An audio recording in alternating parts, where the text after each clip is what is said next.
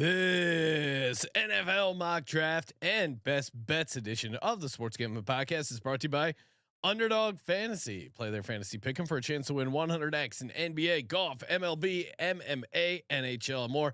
Sign up today at UnderdogFantasy.com using promo code SGPN to get a 100% deposit match. What's going on? This is Dwight Freeney, and you're listening to SGPN.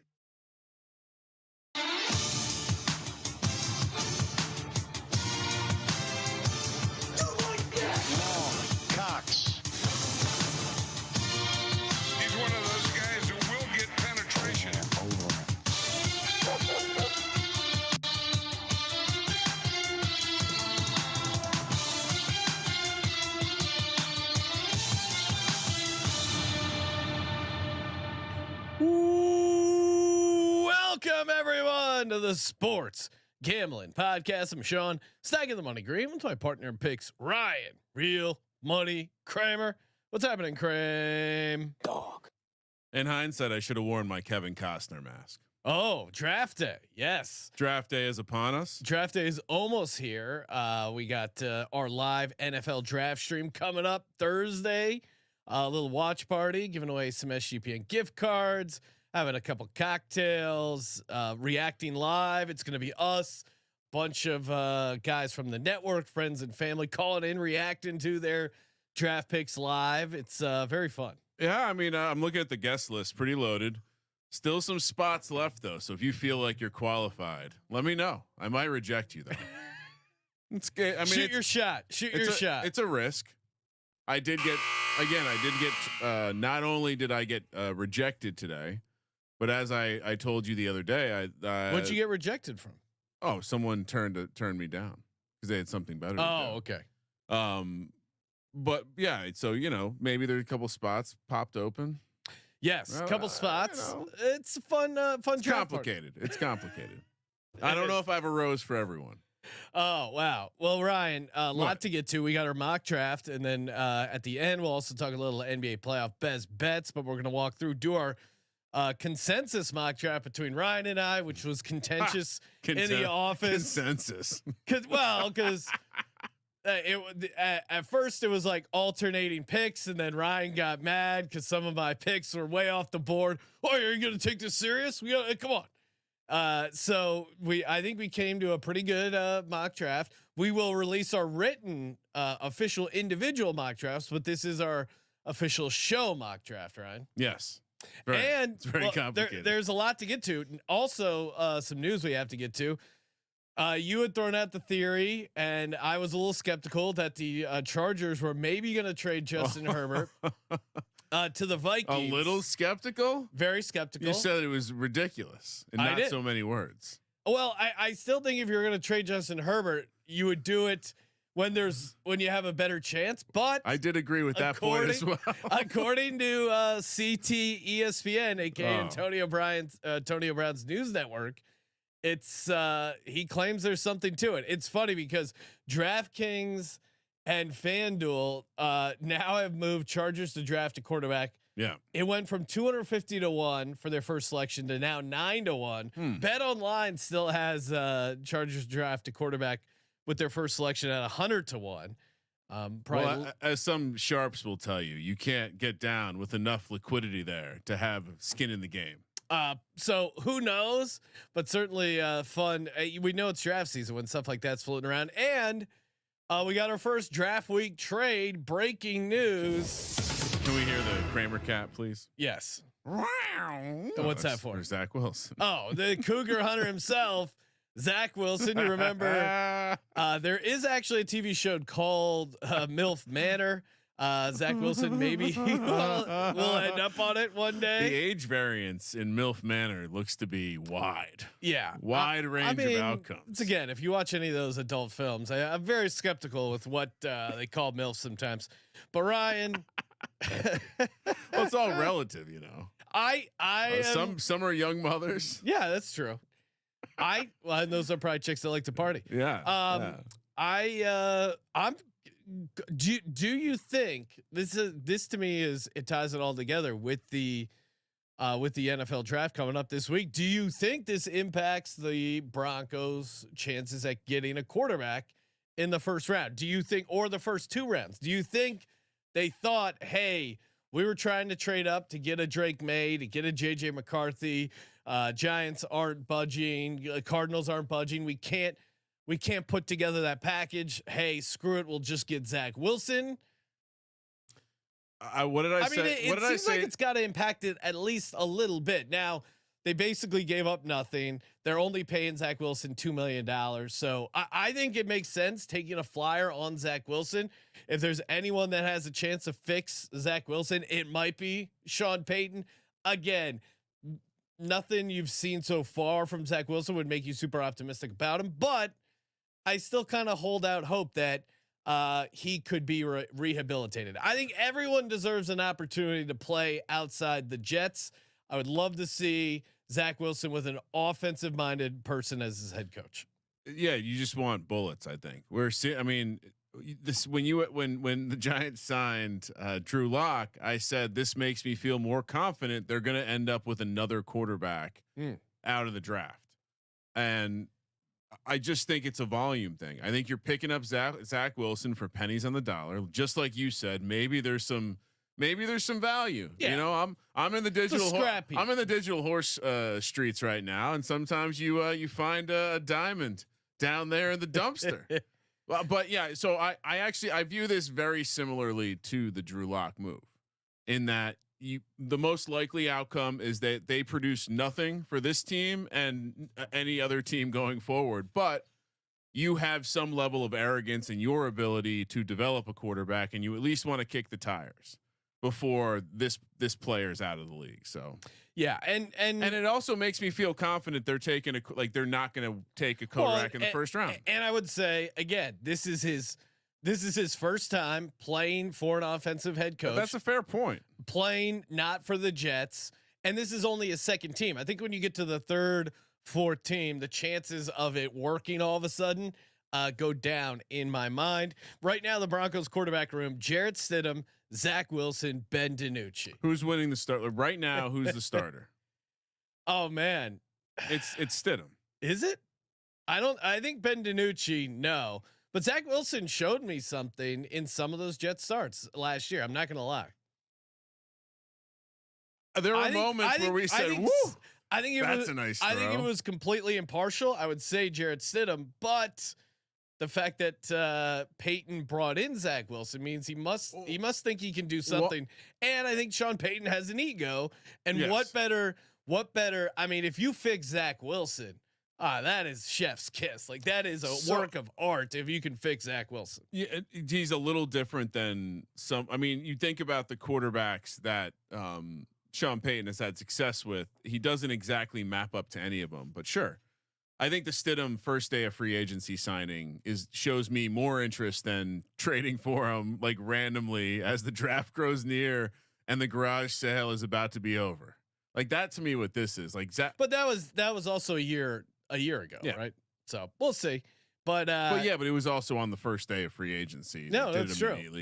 It was clearly like an intentful maneuver. You know, I remember talking about it, thinking that Russell Wilson was on a pretty short leash. He did eventually get benched, and they shipped his ass out of there and ate a massive cap hit in the process. So and that's the other interesting angle with this.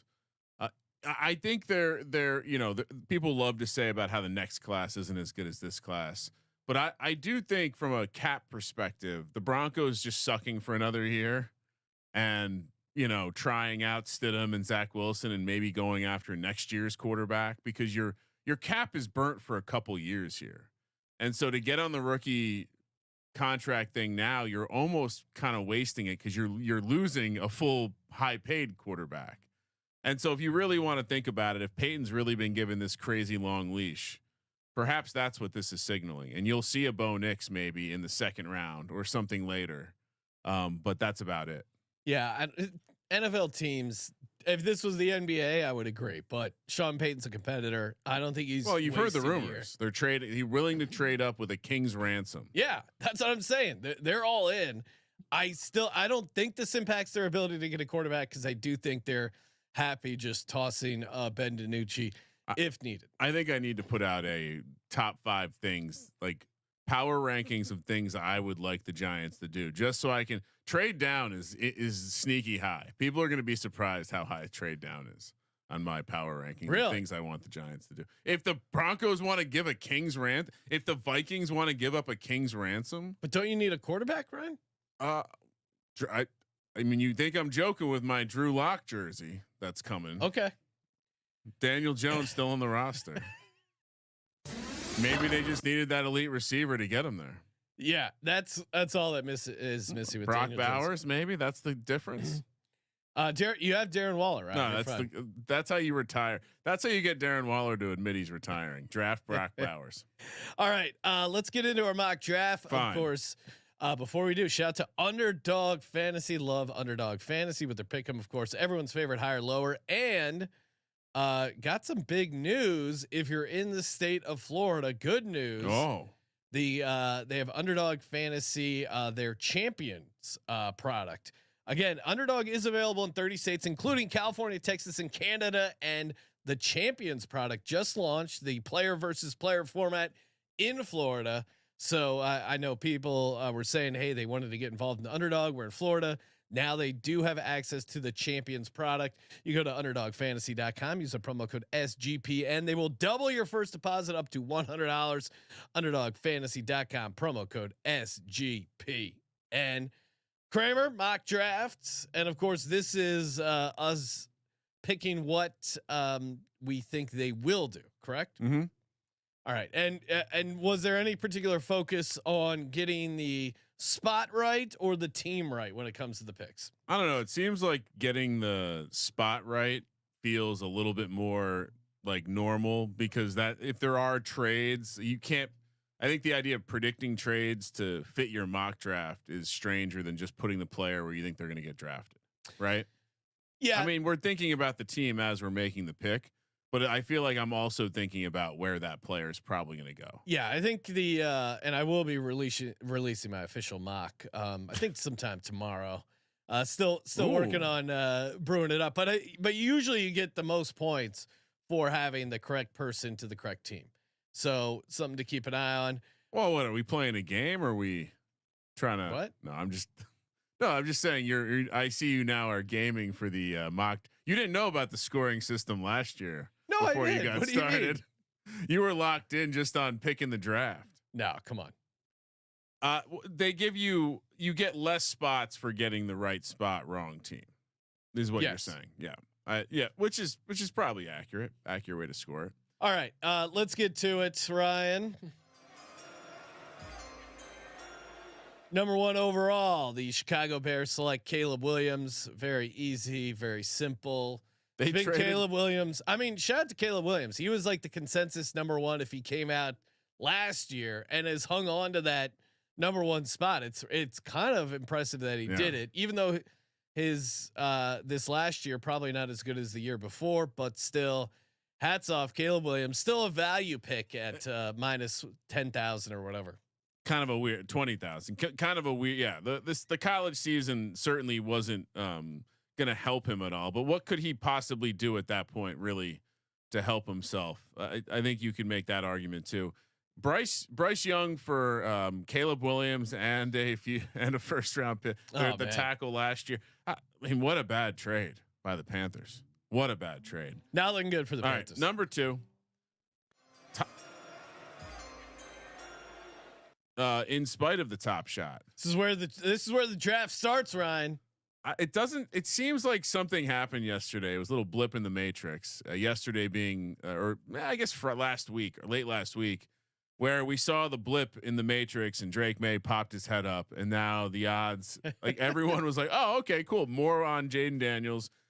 People have gone into great lengths to hyperanalyze what the Commanders decided to do with their group top shot activity. Jaden Daniels, Ryan, is now back down to minus 450. Yeah, no, I know. So we keep trying to explain this.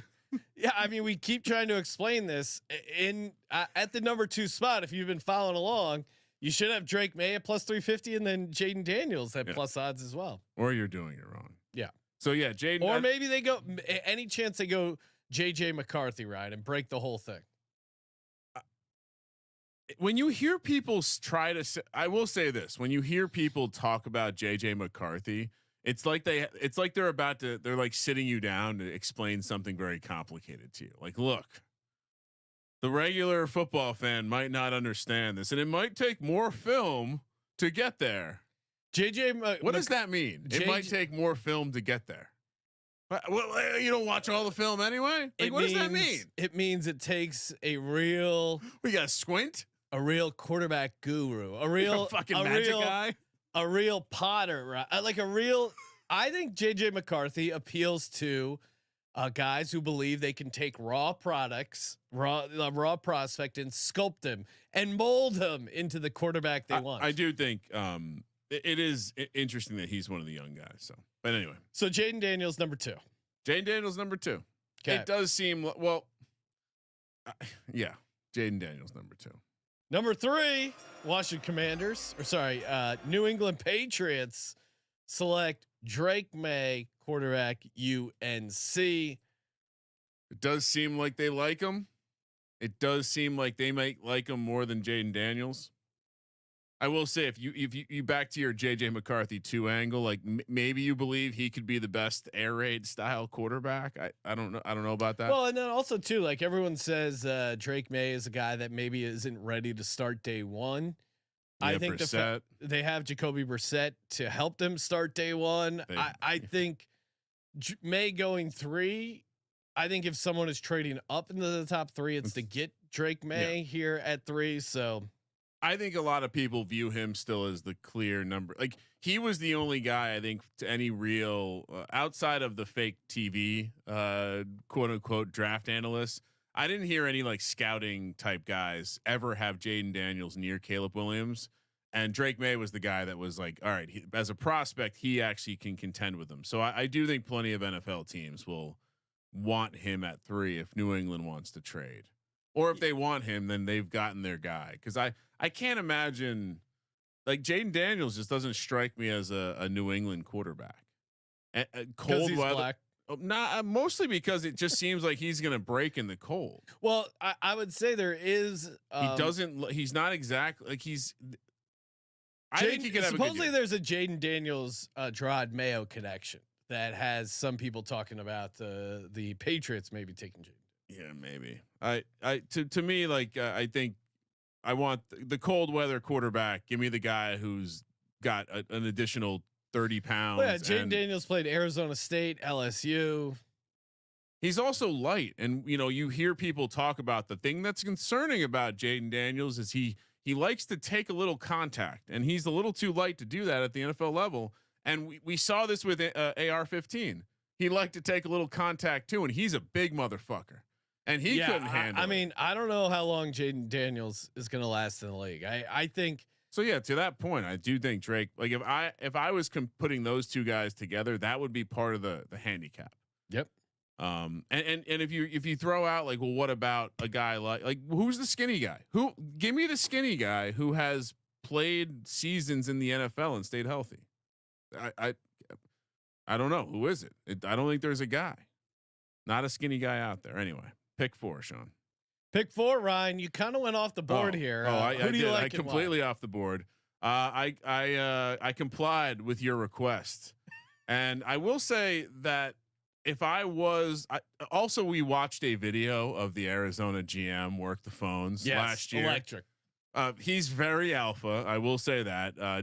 Gannon was in the room just looking like a kid with a fucking dunce cap.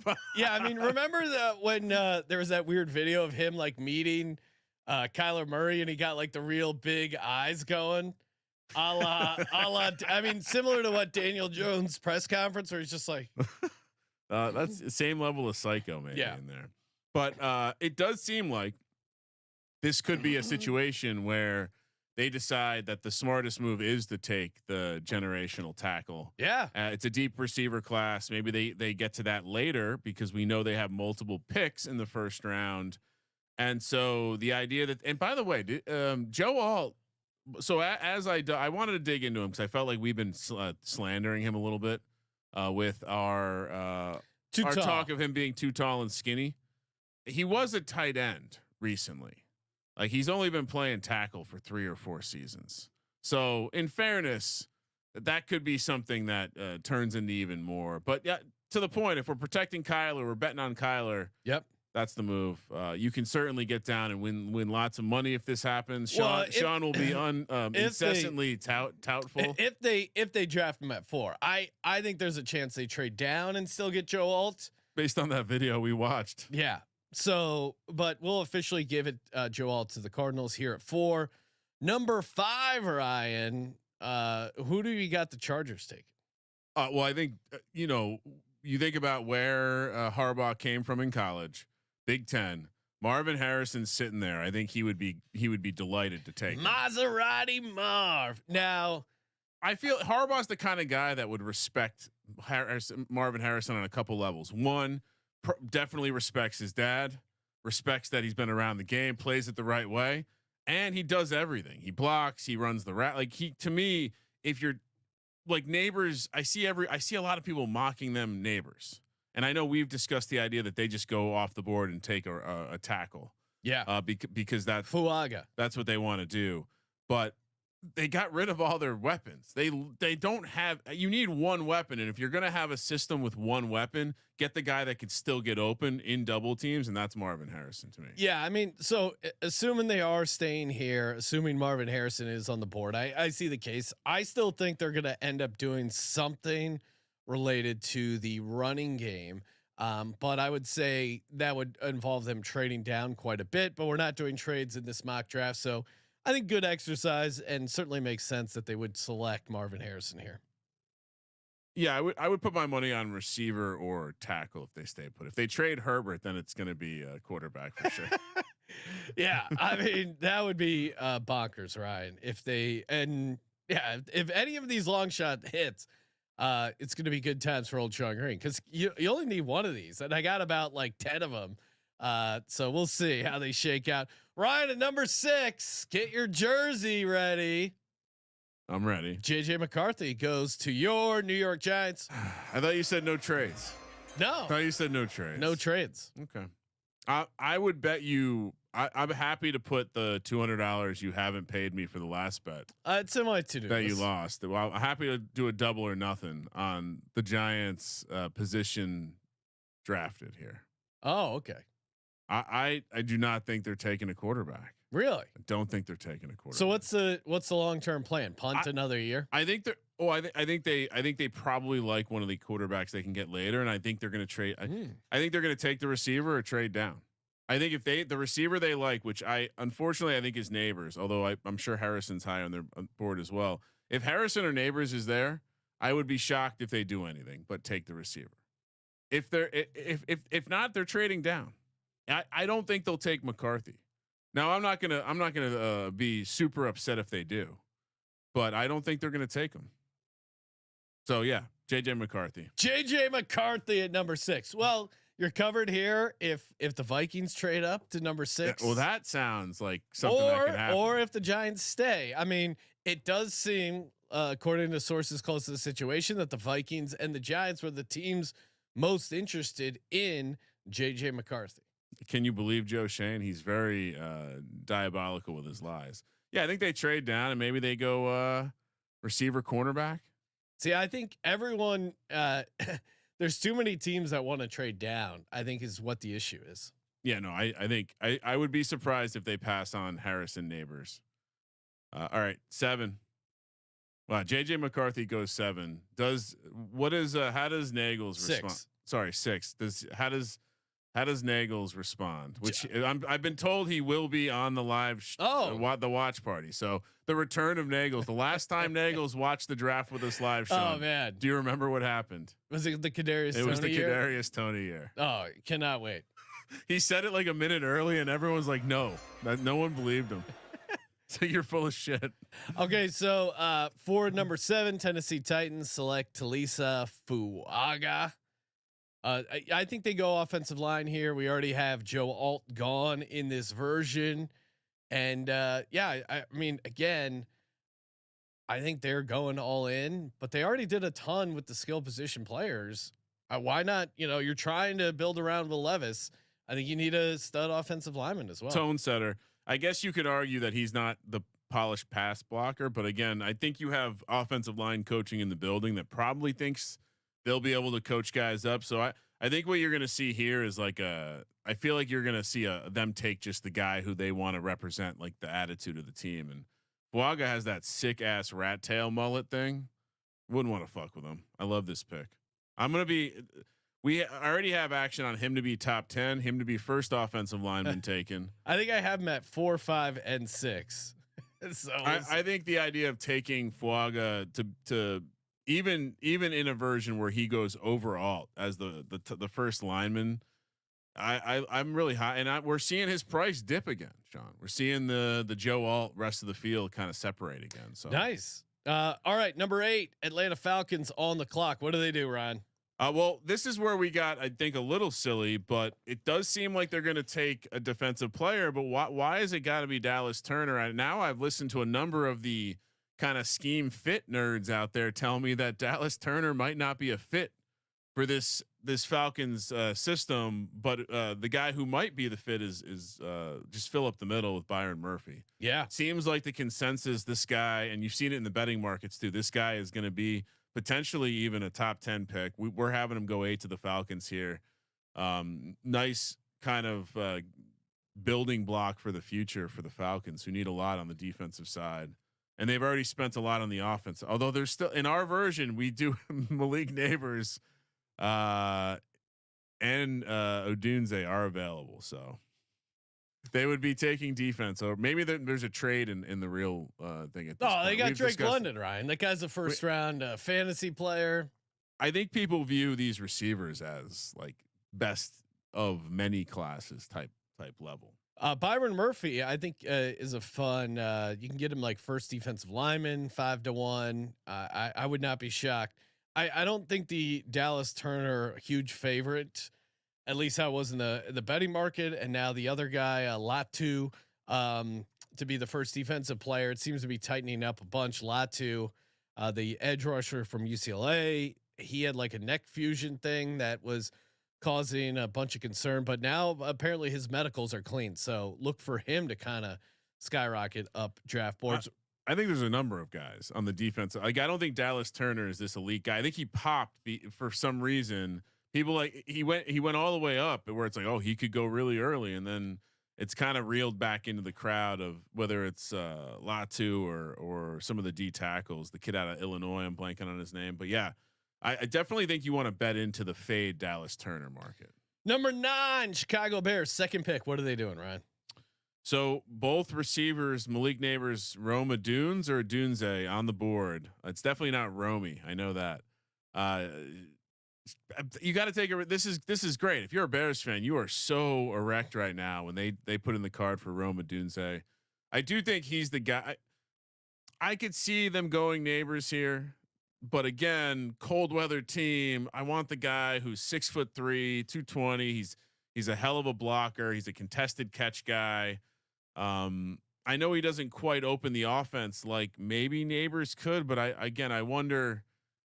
I don't really. Yeah, so we'll just say Odunze, I think, has a chance to go. I don't know if I think he has a chance to go first of the receivers, but I definitely think him going to Chicago here in this range makes a lot of sense. Him to be the second receiver. What's that priced? That's interesting. I'll look that up, but I think there's a chance he could go number 1, but not. We'll see what I forget what the price is on it. But and you think about it, right? They brought in Keenan Allen. He's gonna play in the slot anyway. So he was 40 to 1 to be the first receiver drafted. He's down to 25 to 1. I don't know if I quite like it there, but him to be the second receiver is plus 300, 3 to 1. That's kind of a fun. Well, and I think Odun. I think the key here is that it does seem like he could maybe fit the what the Bears offense need a little bit more. Maybe I could be overthinking that one. Number 10, Ryan, New York Jets on the clock, and they select JC. I mean, this is we might be not doing what we were doing what the GM wants to do. JC Latham. I don't know if Aaron Rodgers is putting the card in or what, but they have to take the lineman, right? The quarterback got hurt last year. The line was a disaster. They signed Mike Williams. They're not going to actually. If Malik Neighbors is sitting here, do they take him? I've heard a lot of positive things about J.C. Latham out of Alabama of late, so I do think he definitely has a chance. I think Aaron Rodgers could sign off on an offensive tackle. I think he would allow it. I mean, they're just getting off that Becton disaster. Yeah. Like they have to. Yeah, and Joe Douglas comes from the Philly coaching or GM tree, which says you draft offensive line in the first round. So this will be a fun pick to see what happens. And everyone has him going Brock Bowers. So a little contrarian there, Ryan. Number 11. What do we have here with the Minnesota Vikings? Well, you said no trades, but it seems like based on this mock draft, when the Vikings turn in the card for Malik Neighbors, that all along the Giants and the Vikings were just hiding a trade that they're about to announce. Oh, okay. Where the all right. Where the Giants end up with Malik Neighbors. I mean, you said they need more weapons. I think also, Minnesota has to take a quarterback. But with the top 4 guys gone, maybe they figure, hey, we have a pick at 23. Maybe we grab it there. Maybe we trade back a little bit more and settle on a Spencer Rattler, a Bo Nix. Well, I don't know if they. You think they go into this? So they're another team that could. I think they have some cap issues. They're going to get hit with a penalty, like you were early reporting on the tampering. That's pretty hilarious to tamper for Kirk Cousins. No, and we'll see what that ends up being if it has any impact on their first round pick. But maybe it doesn't impact their first round. But maybe let's say they lose like a third round pick or some potential draft capital that might be the difference in them in their ability to trade up. I think that is actually a real issue that could happen. It'll be interesting to see if it's announced before the draft. There was I just sent you a recent story about it possibly impacting Thursday's pick. So we'll see if they do something between now and then. Yeah. And just like when you look at dead cap money, guess who's number 1 for this season right now? It's actually shocking because it's not actually the Broncos. It's the Vikings. So what does that tell me? I mean, that tells me that could they be one of the teams that maybe they're being sneaky? Maybe they aren't going to draft the quarterback this year. No, or they could go second pick in this one. I don't know. You like that? You like that? There's a lot of potential outs. Okay, so we have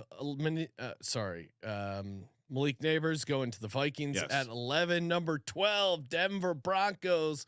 A lot of people think they go Bo Nix here, but they just traded for Zach Wilson. What are they doing here, Ryan? Who needs Bo Nix when you got Zach Wilson coming to town? They're getting, like you mentioned, the neck seems like it's all good with the UCLA pass rusher lot 2. So they put in the card for him. I think from what I understand, there's a decent amount of like just below top shelf pass rushers in this draft. I think this becomes a what do you like more in terms of stylistically. I think in terms of the edge, some people view him as the top guy, and if what you're saying is true about the medical, then no reason why he wouldn't go above Verse and maybe even Dallas Turner. So Sean Payton knows that he can't just give up a case. Sean Payton, likes Bo Nix, and maybe they'll wait till the second round where they think they can still get him there. If he hasn't given up the King, I don't think they have a second round pick. I think that's the trick. No, but maybe they trade something to get. So currently they have a first, a third, a fourth, 3/5, a 6th, and a 7th. So perhaps they trade something in the future to get. I think there is a chance what I just said is true, and the reason their win total is so low is because someone knows something about how they're actually just going to tank this year and on to next year. Seems unlikely though. No, but it's the football. It's the NFL. All right. Latu goes 12 to the Broncos. Can't ever have enough pass rushers, Sean. 13, Las Vegas, Antonio Pierce. What's he trying to do with the football? Run the damn ball. Smash. Yeah. So I think I wouldn't smash. Penix is certainly an option here, but we have them taking Fashanu, the tackle from Penn State. Again, you need a good offensive line. If you're ever going to give Gardner Minshew. If you want Gardner Minshew to have a chance in this league, you need to give him an offensive lineman. And I think this is the range where everyone seems to think like all of these linemen are good enough to be like in the 10 to 20 range. Yeah. And so expect to see a little bit of a run. New Orleans up next, another team that could go tackle, also could go on the defensive side edge. We got him going. Dallas Turner. So Dallas Turner seems to be the loser from our mock draft, Ryan. Everyone has him going number 8 to the Atlanta Falcons, but I wouldn't be surprised if he's the odd man out here, slipping to 14. So what did we do different though? What did like Bears? Yeah, we didn't have take a defensive player, and well, we just didn't have him Vikings be the first defensive player, really. Yeah, I guess. Which I don't think is that crazy. No, him being the third defensive player, I think is very well in the realm of possibility. And Byron Murphy, you know, by all accounts, your Daniel Jeremiah's, your Adam Schefters, who have talked to people saying like, "Hey, Byron Murphy is the sleeper of this group." Todd McShay had him as the first defensive lineman drafted. So I think the buzz is legitimate for Byron Murphy. When all the top draft guys are saying something, you should. Well, listen. and also too, Dallas Turner, it was never, hey, he was just the dominant guy. It was, well, Latu has the neck thing, and Byron Murphy, I forget what the knock was on him, but it wasn't because Dallas Turner was so awesome. It was almost by default. So him going to number 3 is probably one of our more contrarian items here in the mock, but it seems very doable. Yeah, and New Orleans just taking a pass rusher in the. Who knows what New Orleans will do? They're always a little bit of a wild card, but I like them taking the edge. All right, Colts are up. Number 15, the Colts select Brock Bowers. Love this selection here for the Indianapolis Colts. Again, coming from the offense coming from Philadelphia, which values the tight end. I think imagine Anthony Richardson with Brock Bowers. That just seems like a great. They play in a dome. It's like a perfect Brock Bowers setup here, coming from the Georgia Dome, Ryan, where he was just great at getting open in a dome on that turf. I think this makes a ton of sense for the Colts. What's the angle here, betting wise though? Like, how do you play this? Because I've been thinking about this. We jokingly wanted to give him to the Titans at 7. His draft position's 11.5.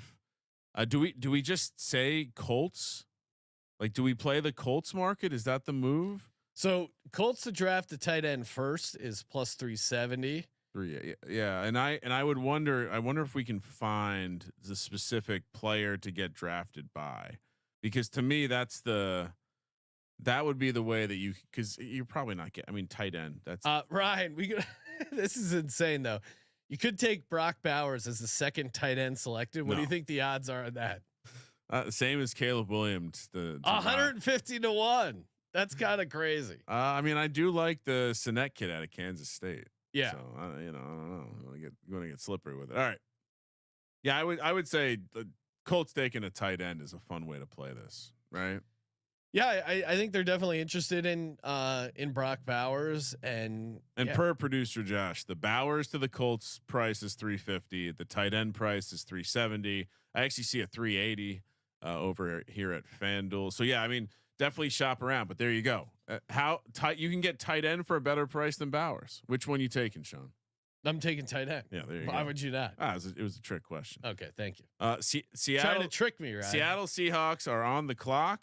Hey, before we get to Seattle and their pick, of course, make sure you check out Unified, our pick when it comes to getting healthy, whether you're a world-class athlete like me or a world-class podcaster like me. We all understand the importance of mental and physical well-being, proper recovery for top-notch performance. I mean, we're talking about top-notch athletes. I'm sure they would all benefit from a little Unified Healing. Makes perfect sense why Unified Healing is sponsoring our mock draft episode. Unified Healing is a new, super innovative global network of wellness centers powered by the Energy Enhancement System, or EESystem. If you haven't heard of an EESystem yet, you'll want to listen up. The technology promotes wellness, deep relaxation, purification, rejuvenation. Whether you're here in LA or hundreds of other locations across the globe, access to a center is easy and affordable. Interested in experiencing the EE system technology for yourself? Go to unifiedhealing.com/SGPN to learn more and find a center near you. That's UNIFYD healing.com/SGPN. No material or testimonials on the Unified Healing website are intended to be viewed as medical advice or a substitute for professional medical advice, diagnosis, or treatment. Always seek the advice of your physician or other qualified healthcare provider with any questions you may have regarding a medical condition or treatment and before undertaking a new healthcare regimen, including the EE system. Ryan, Seahawks, what are they doing? Well, if you tuned out a little bit, they signed Ryan Grubb to be their offensive coordinator. Where did he come from? University of Washington, where the next pick for the Seattle Seahawks, Fatnu, versatile offensive lineman, can play across the entire line. Ryan Grubb, when asked about Fatnu, quote, special dude, versatility at the max. I think in fact when Fatnu in 2022, when he said he's going to stay another year with the Washington Huskies, Ryan Grubb said that was the biggest offseason move they had. So I love the idea of them bringing him in here at number 16. Get on the line. Home, they brought in Sam Howell. They could go after Michael Penix later. Yeah. They already have the receivers. I mean, it does seem like offensive line, like they're one of the teams that's pretty easy to give them either offensive line or maybe cornerback. So yeah, I like the pick here. Reunite Fatnu with his offensive coordinator. 17, Ryan, Jacksonville Jaguars on the clock. What do we got them doing? They're going to take the Alabama corner Arnold. I think it's receiver or cornerback for them. It did seem like they wanted to sign Calvin Ridley, but boy, they need help on the back end of this defense. I mean, it's totally not Trevor Lawrence's fault that they lose all these games. No, Goldilocks cannot be blamed. Yeah, I this one, Jags are kind of interesting because you could build a case for a lot of positions for them, but top corner at 17. I think, yeah, if you're at 17, you're the Jags and you have the chance to get the number one cornerback on your board. This feels like a good, probably one of their top players meets a need. So Terrion Arnold at 17 feels like it makes a lot of sense. This was kind of like a coin flip. I think certainly Mitchell could be the first corner taken, but there does seem to be a little bit more interest. I don't know. Plus SEC country, Sean. They know about the hot tub. SEC. All right, 18 Bengals on the clock. Jerzan Johnny Newton, defensive lineman for Illinois. Again, Bengals could use some pass rush. It's always nice to be able to get some interior pass rush. He's a guy, Johnny Newton, that I could see going as high as maybe even as high as like top 10 with Chicago Bears at 9. There's a lot of reports linking him. He could be like a dark horse, first defensive player selected. I think it kind of depends on your scheme, but if he's available for the Bengals, who you're playing teams like the Buffalo Bills in the playoffs, like the Patty Mahomes and the Kansas City Chiefs, you need good interior pass rush. I think he makes a ton of sense. I think you sprinkle Byron Murphy and Newton to be first defensive player taken. I like to me because I think they both fit that Atlanta Chicago. Like, so if the draft goes different and the receivers are already taken. I definitely think both those guys are in the range of getting drafted over the edges for certain. All right. Speaking of which, the Rams with the 19th pick take Jared Verse. Sean's been high on him. Big try hard going from the old Albany. I saw a Great Dane the other day down there to Florida State, opting back into football when he could have easily opted out. Seems kind of like a Sean McVay type of guy. They did lose Aaron Donald in the offseason. They have to imagine they replace on the defensive line here. The offense seems fair. Kyron Williams, the receivers that they spent in free agency and the tight end. Maybe you can get wonky with a quarterback pick here. But I think they go defense. Jared Verse, edge out of Florida State. Yeah, I mean, you can make a case for pass rusher for any team, right? Do we have? They're always looking to add to it. I think so. I think it's one of those things where you don't often they're not often free agents. Same with receivers. It's hard to get them. You know, yeah, I mean, Sean McVay taught his dog tricks. Why not teach a Great Dane a trick or two, right? With Jared Verse, I can totally see it. Well, and Rams. He didn't teach any tricks to his dog. Rams are a fun. If you want to go crazy, like long shot stuff with the Rams too, I think it's interesting because we have no history on the Rams. Yeah, Sean McVay has never made a first round pick, so this is the first year. So I think anything is kind of on the table with no history. Defensive line edge to the Rams at +160. That feels like a good bet. Offensive line is +130. I think they go defensive line before they go offensive line. Yeah, I mean, I don't know. I don't have a strong take. I would lean to any sort of longer odds stuff with the Rams just because I think it's a total toss up. Like them taking an offensive lineman to keep Matt Stafford up for one more year. It's deep though. They'll feel like they have a guy in the second round they can go. That would be my take on that. All right. 20 Pittsburgh. We jokingly, it seems like they telegraph their pick every time. We're gonna give them the Maction kid out of Toledo, fellow Midwest guy, Quinion Mitchell, the cornerback, who I think he very easily could be the first corner. I got one of those tickets in my pocket. I do think he's a little bit more physical, a little bit more length, and honestly, if you read the nerds that went down to the I don't mean to say going to the Senior Bowl is a nerd activity, but the whole fantasy community has kind of adopted that as one of their like meet and greets.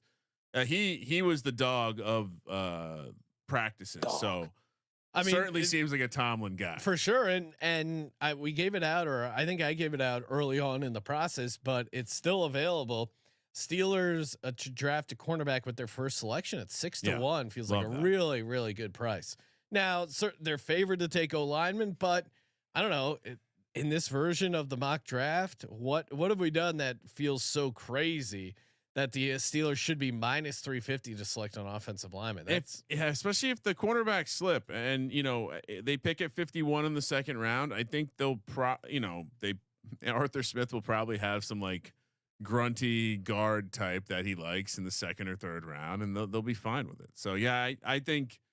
Come on, this is look at your division. You gotta be able to throw some. They still had problems with defending the pass last year. It was you could argue it was the weakness. You're defending Joe Burrow, Lamar Jackson, and I guess Deshaun Watson. But still, I mean, you got to worry about Joe Burrow and Lamar Jackson.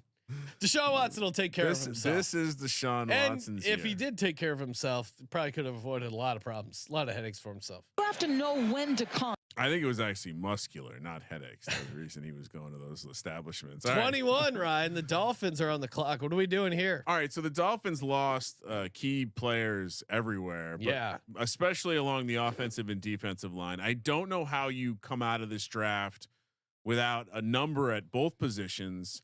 I think if Byron Murphy or Newton make it here, I think that's the pick. I think they replace Christian or walking with whoever the interior defensive lineman that makes it down to him. Otherwise, it's got to be a lineman. I think some people are replacing it with like an interior guy just because they lost the guard. But I think they need a tackle too, and Mims is this Adonis from Georgia, this god right down the street there. 6'8", 340 pounds. He's running like 4.4s or whatever. I mean, look, Tua is definitely a guy you don't want taking any shots. I mean, if your entire season revolves around Tua not getting a concussion, I think you need to do everything you can to protect him. So it does seem like they're going to eventually pay him as well. You need to build around him. Mims crosses a lot of boxes for the Dolphins. So yeah, let's lock it up. I was trying to pull up his actual 40 times. He ran a 5.07 40 at 6'8", 343. That's insane. It's a large man. And they actually said, as weird as it sounds, 40 time for offensive linemen is one of the more like predictable traits. Like if you actually run a good 40, you're gonna do well in the league. It's like an athleticism thing. Yeah, it doesn't make sense because they're never really running 40 yards, but they're saying that's what matters. You need to be able to. All right. Anything? Have you even sniffed a bet on the Dolphins in terms of draft bets? Me, no, I haven't done anything with the Dolphins. offensive lineman for them is -195. So Yeah, I don't know. Maybe they go receiver, add strength on strength, but receivers 9-1, cornerbacks 9-1, edge defensive lineman's 250. Maybe yeah, I think they take the offensive lineman. Nothing fun to do there. All right, next up we got your Philadelphia Eagles, Sean, on the clock. 22nd pick in the first round. Assume they haven't traded up or down. Every mock draft I've seen gives them a cornerback, Sean. yeah, What are they doing? I wouldn't be surprised if they go D line here, but again, we had them taking. So I think If it falls this way, do you think there's a D lineman they could go? No. Well, Okay. so I would say, okay, usually they bring in. I don't have the history off the top of my head, but generally their first round pick is someone they brought in for a top 30 visit. Latu, and Chop Robinson are the only defensive linemen that are up this high that they would maybe draft in this position. In our scenario, we have already Latu gone. I don't know if they like Chop Robinson enough here at 22. I think Chop Robinson, I don't know. He's a pretty big variance guy, but Cooper DeJean is available. They did bring him in. Obviously, they have a need at cornerback. White cornerback could become a Philly legend. I think they go Cooper DeJean here if he's available. This is interesting. A lot of people had him tied to Kool-Aid McKinstry as well. Could see that. I don't think. Who's the? Why am I blanking? Who's the ACC cornerback? Wiggins out of Clemson. Who I said I don't think they will draft. They have not brought him in for a top 30 visit. I don't think they're taking an ACC. Dude, he's like 170 pounds too. He's very skinny. Yeah, he just doesn't fit their profile. So I would say not Wiggins, even though he's available. I think Cooper DeJean or Kool-Aid would be possibly taken here in this situation. So Cooper DeJean. Do you think there's a good chance they make a trade? Seems like he generally trades a little bit. He likes a little trading, and they a have little bit, couple spots maybe. They have 2 second-round picks, so I wouldn't be surprised if they jump up a couple spots. Nothing crazy though. In this draft, if just someone like Jared Verse actually falls, you think that they're trading up a couple picks there to get a guy like that? He wasn't on their top 30 visit list, so no. I see. I think they're going to take the cornerback. It's certainly possible. Again, although the offensive line feels like the smarter pick. I think at 2-1 or plus 220 edge, defensive line edge does kind of make sense as like a value play. But what's offensive line if you're looking at it? You're not looking at it. It's I think off the top of my head, it's very close. It's like all right, 175 offensive line, cornerback 135, defensive lineman edge 220. I mean, that's odds I'm looking at. So interesting. I'd probably of those three, I'd probably take offensive. Well, I don't know. That's cornerback. No, they just extended. I don't know. They feel pretty good with their O line right now. Yeah, but they always. Yeah. But they have 2 second-round picks, so they'll get an offensive lineman there. Would be my 2 cents. All right, next up, Minnesota with a second pick in the first round, thanks to the Cleveland Browns. They take their quarterback, Sean. Let's go. Michael Penix. He is a lefty. Hopefully, that's not going to create any problems for Justin Jefferson catching the different. You know how many stories we'll read about Justin Jefferson catching the different spin of the ball? Oh, they'll be all over it, Ryan. Do you have any comments for this pick? Yeah, no, I mean, yeah, I don't know. This is just kind of how it shook out here for us. I still think they're obviously going to be in the mix for JJ McCarthy. It does feel like it's them and the Giants. But if they don't get him, I think they definitely could talk themselves into Michael Penix Jr. And maybe they don't have to take him here. Maybe they can get him in the second round. But yeah, I could see them talking themselves into Michael Penix Jr. for sure. Do you remember how the Vikings got this pick? No. It was Houston traded the first round pick Houston traded to Minnesota came from the Deshaun Watson trade. Oh, wow. I mean, well, Ryan, CBS Sports has Vikings trading up for surprise quarterback in their mock draft. Yeah, we'll see. They seem desperate to trade up, so I guess they did hold a private workout with him, so he's definitely on their radar. But to the point you've made, we've more recently found out that it was Houston looking for more second round picks, not the other way around. So, and it does seem like if one of the quarterbacks is going to sneak into the first round, it's going to be Penix over Knicks. Cowboys on the clock. Disgusting. I think they trade down. That is a disgusting act. No trade, so we have them take the most Cowboys guy possible, Graham Barton. You can see him wearing boat shoes right now. I think center guard out of Duke. Some think he can play tackle. Maybe another versatile guy. I mean, I don't know. Jerry Jones would love the idea of drafting a Duke guy.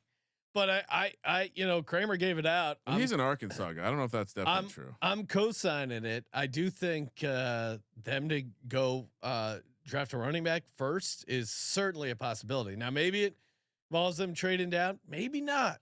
If I wish anyone that thinks they're smarter than the rest of the NFL, it's the Dallas These Cowboys. Prospects aren't close to the first round. That's the problem. So I wish there was a guy because they would take him, but Cowboys take a lineman. It's probably what they need too. If they mostly, as much as I hate to pay the Cowboys compliments, Sean, they generally have done okay on draft night, as long as Jerry's not at the wheel, and maybe he's distracted enough by Coach Cal in Arkansas right now. He's out there fucking making NIL trips trying to recruit kids to Arkansas. Graham Barton, Duke, Green Bay on the clock, Sean. Yes, Green Bay on the clock, and they select the ACC cornerback Nate Wiggins here. We could use some cornerback help. It just seems like a kind of a consensus pick here for the Packers. A lot of people have mocking them there. Yeah, I don't know, kind of makes sense. Maybe they go Kool-Aid, but I think Nate Wiggins makes sense for them. To me, they strike me as a team that could trade out. They could also to me, it's offensive line, it's cornerback, or they're trading back. So if you're betting on the Packers, like I don't think there's a ton of things they're going to do here. Offensive line's -180, cornerbacks +260. I think if they're picking at this spot, that's what it's going to be. If not, they're trading out because someone's wanting to come up for a receiver or something like that. It is, but I swear every fan base in the first round is talking about how they should trade down, they should trade out. I think it's going to be a buyer's market. It's the NBA vibes that have infiltrated the NFL. Yeah, tank for next year. Process. Yeah, we're not. This is a rebuilding year. Fuck it. Back-to-back picks by teams from the Bay, Tampa Bay. Yeah, and we have them taking I don't even know. Chop Robinson out of Penn State, edge rusher. Yeah, they still coached up by a defensive guy. Do they need offense? Maybe line. Yeah. I think Tampa in general is just they're one of the who's making the pick.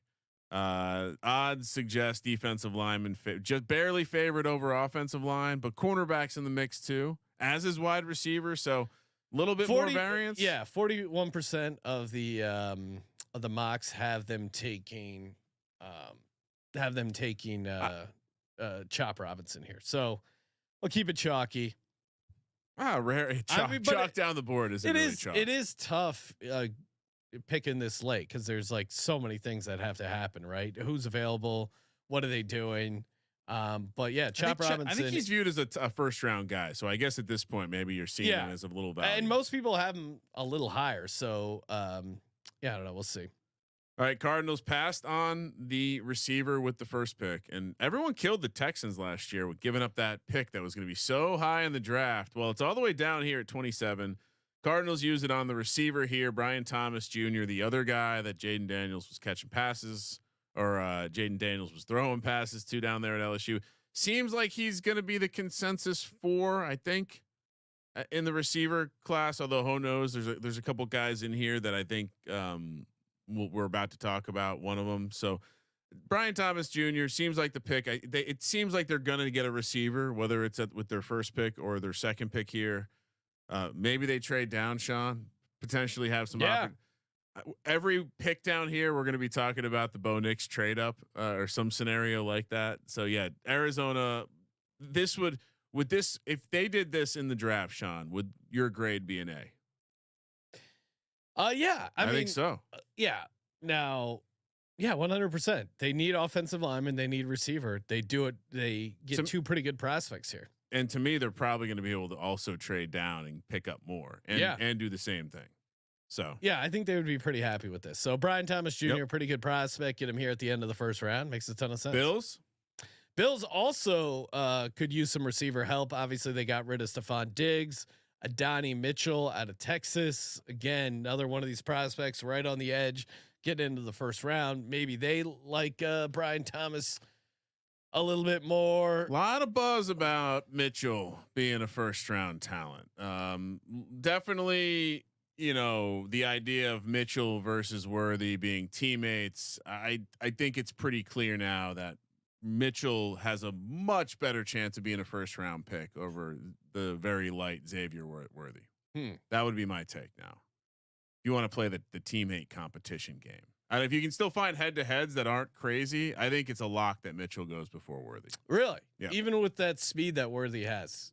Dude, he's 100. What was his weight? 168 pounds. Yeah, I know, but I'm just saying like speed. How many guys have been? I mean, the Raiders could draft Xavier Worthy. But how many guys not named Devonta Smith who like came out with elite route running and all this other stuff wasn't just a speed guy? Also concerning, Worthy's best year was in 2022, not 2023. So. Yeah, you're bringing up great points of why he's not going to be a pro, a great player, but that doesn't stop these guys from getting drafted in the first round. I'm just telling you why I think Mitchell gets drafted ahead of him. That's the context we're talking. Yeah, but you're talking sense, right? You know how these GMs, they see that speed, they see that 40 time. You know what? If their eyes start getting big, maybe I'll get that listed. I think Mitchell versus, if you can find Mitchell versus Worthy, and you're not having to lay like -200, I think that's a great bet. Thank you. Yeah, I think it's a little closer, but Adonai Mitchell. Well, so let's just, I mean, that Mitchell going to the Bills. I mean, Bills could take Worthy. I just think you want a better Josh Allen and that cannon, Ryan. Just think you want an actual receiver. You got some gadget guys. You need an actual receiver. You need an alpha. So you need the guy. You need to draft the guy who thinks Ryan, an alpha. This is the mock draft. Don't confuse what you should do. But they went and got Diggs last time. He was the alpha. He wasn't some speed gadget. Yeah, and it didn't work out. Well, it worked for a couple of years. Did it? He was one of the best receivers. Yes, it did work. All right, Detroit, the Lions. Detroit. We have them going cornerback here. Again, Detroit's pretty interesting wild card. We have them drafting Kool-Aid McKinstry here, cornerback out of Alabama. The knock on him was that his senior year was kind of worse than his junior year, and he probably should have come out a year ahead. That didn't. I don't think that will matter to Dan Campbell. No. I can see Dan Campbell taking a guy like Kool-Aid and having fun with the name Kool-Aid. I also think because they are such a smash through a wall to draft him. I think again because they are such a wild card, that they could be interesting for some of these longer shot stuff. They're 20-1 to take a safety. There's a safety out of Minnesota that has been getting some hype. And I would say if you're Dan Campbell, you could never have too many good linebackers. I did play them at 50-1 to draft a linebacker with their first selection. Edgerrin Cooper, Ryan, Texas A&M linebacker. There's a chance he would sneak into the first round. All right. Yeah, I mean, I think the longest shot I'd be willing to go. I mean, I think your safety angle's interesting. I have some, but if you personally can find me a first safety drafted market, I would love to. I have some interest there, but yeah, I think they go cornerback. I think the odds, that's the chalk. It makes sense. They need help on the back end. So safety, I don't mind that sprinkle. That's a nice 20-1 sprinkle you got there. Yep. It's in the same general category of player. They need help there. Baltimore Ravens select. I've seen a number of, and you even suggested this, a number of mocks suggesting they're going to draft some sort of speedy receiver, like Xavier Worthy, like Brian wouldn't let me take like him. Franklin out of Oregon. I just, it doesn't strike me as they're going to add another underweight speedy guy. I think they do what they often do, which is take value, take best player available. And I'm gonna guess that they're gonna view one of these tackles that's still available as a good value here at the end of the first round. So Tyler Guyton. Okay. Yeah, I mean, this is at Oklahoma. Maybe they like Jordan Morgan better. It's like the offensive line is really. Maybe they trade back. Yeah, no, I'm saying like it's like the free agency destination gimmick where everyone's best spot. Well, is the Chiefs. Again, the offensive line was, I think, the hardest thing, and probably going to be the hardest thing to get right for these mock drafts, is because it does seem like this is a very good class in the first round, especially for offensive linemen. And if you look at the odds, a lot of teams are supposedly going to be getting these offensive linemen. I mean, the over under is 9.5. So to be able to get those to match the right team to the right offensive lineman is going to be tough. And that's really where I think if you're going to win the mock draft challenge, shout out to me, won last year, Ryan. I don't like to bring it up. I know. We didn't even bring in my banner for. We'll save it for the live draft stream. Probably better that way. So yes, we have Tyler Guyton going to the Baltimore Ravens. Then 31, Ryan, San Francisco 49ers. What do the 49ers do? Could use a quarterback. Could use. So we had them going tackle as well. Bo Nix was. They almost handed in the card for Bo Nix here, looking for a quarterback of the future. But Jordan Morgan, tackle out of Arizona. I mean, again. Well, Trent Williams isn't getting any younger. He's had a ton of injury issues. I think they are or I was just laughing remembering the Trey Lance trade up. They're an organization that. Well, in hindsight, honestly, would it have been funnier if the trade up was for Mac Jones or Trey Lance? Well, as bad as Trey Lance is. I feel like they didn't give him a fair shake. Mac Jones has done way better than Trey Lance. Way better. But he also has been discarded by his team. So either way, if they had traded up, like they would have already gotten rid of both guys. That's a pretty remarkable miss. Well, like Mac Jones took him to the playoffs at least. I'm just saying, imagine trading up, and either way, you would have been horribly wrong. And he was so bad they didn't even give him a shot, which is crazy with Trey Lance. Mac Jones at least earned the right to start. I know it's very perplexing. Jordan Morgan, tackle Arizona, San Francisco, smart roster build right there. All right, Kansas City, last pick. What did they just lose? They big news. Franchise tagged Mr. Snead. He walks out the door to take a nice deal because the Chiefs needed to reset the cornerback, go back to saving a couple bucks. They're constantly cycling in rookie cornerback. Sean, I gave out Chiefs first player drafted to be a cornerback at plus 650. It feels like a couple moons ago. It's now plus 850. What are we doing here? Well, it's everyone just sees, oh, Rashee Rice is going to be suspended. Oh, they have to draft a cornerback. Like what have you ever seen from the Chiefs that they're in panic mode?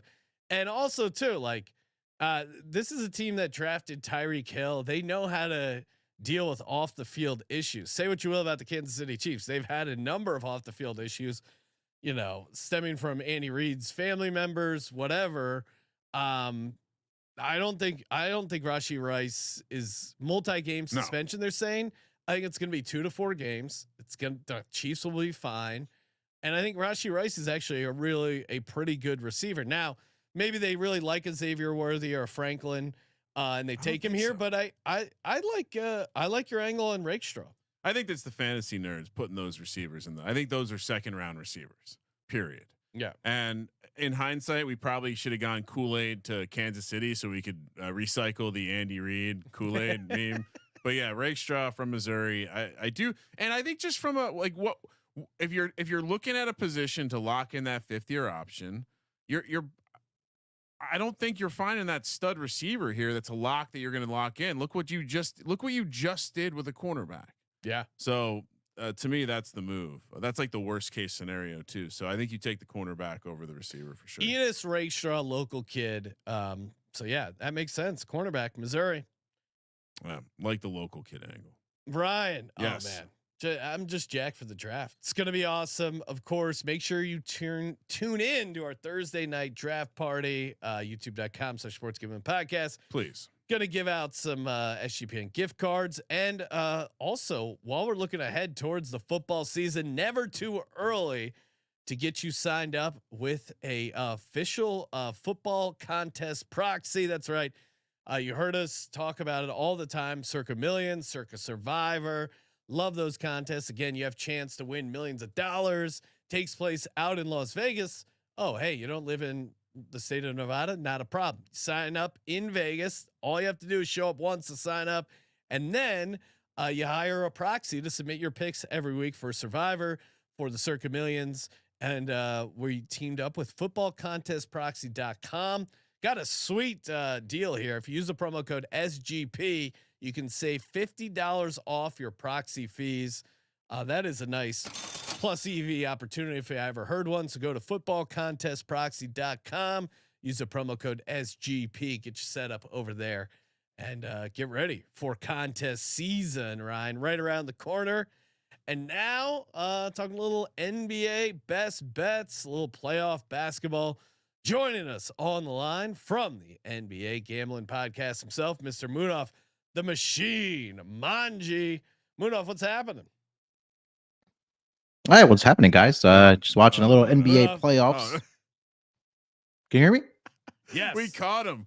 Yeah, yes. No, you're good. Munaf mic'd himself or muted himself, Manji, there for a second. We caught him. You know what it was? He wasn't. He was off. He was probably watching the game. He's probably watching your Sixers having their way with the Knicks. Yeah, Sixers are up early. No chance for a comeback. Knock on wood, the Magic also come back down 14 at half.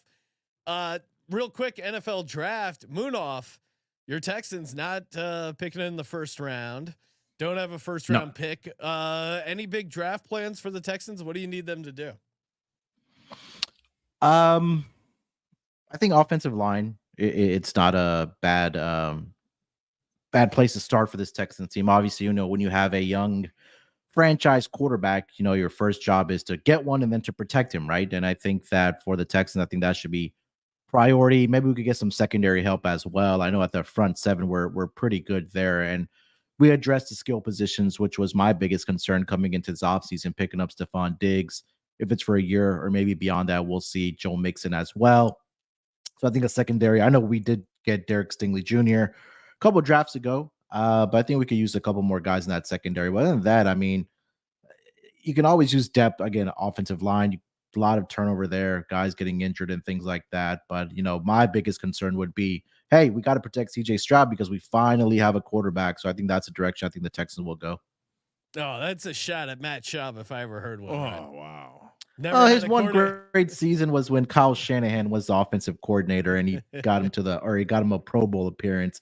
Other than that, I mean, we've gone through David Carr, Matt Schaub, Deshaun Watson for a couple seasons until he wanted I'll keep it G-rated, but but yeah, again, Matt Schaub was good. Watson. Him and Andre Johnson, they were really when good. Kramer was peak Texans fandom. Andre Johnson was electric. He was. Yeah. I mean, they had some great battles. All right, Tuesday night's action.